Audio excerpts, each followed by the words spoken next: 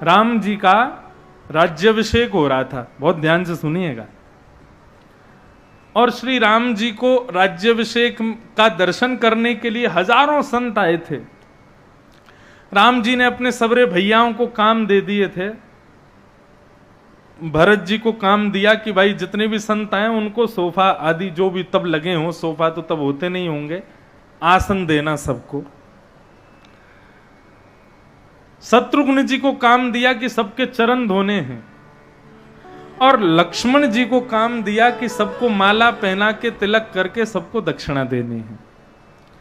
ये तीनों काम तीनों भाइयों को बांट दिए। बहुत ध्यान से सुनो सब लोग, इधर देखो, एकाग्रचित्त होकर सुनो, बहुत मधुर कथा है। सबको काम दे दिए। इतने में ही वहां पधारे भृगु ऋषि, भयंकर क्रोधी भृगु महात्मा आ गए। भृगु जी आए, भरत जी ने उनको आसन दिया, बोले प्रभु यहां विराजो, यहां से राम जी के राज्याभिषेक का दर्शन कीजिएगा। भृगु ऋषि आकर के बैठ गए, उनके बगल में आकर के बैठ गए नारद जी, और लक्ष्मण जी अपने पाए गए सेवानुसार सबको तिलक कर रहे थे, माला पहना रहे थे, दक्षिणा दे रहे थे।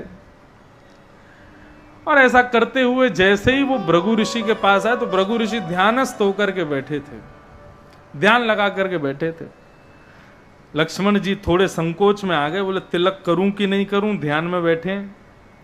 भृगु महात्मा है, ये तो भगवान की छाती पर लात मार देते हैं, इनका क्रोध तो बहुत विशाल है।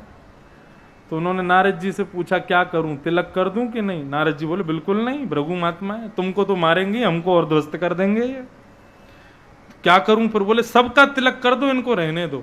लक्ष्मण जी बोले मुझको रहना है अयोध्या में। अरे भाई, कहने का मतलब सबको पहले तिलक कराओ, फिर जब इनका ध्यान खुल जाएगा मैं तुमको इशारा कर दूंगा, इनका भी तिलक कर देना, अभी अभी मत करो।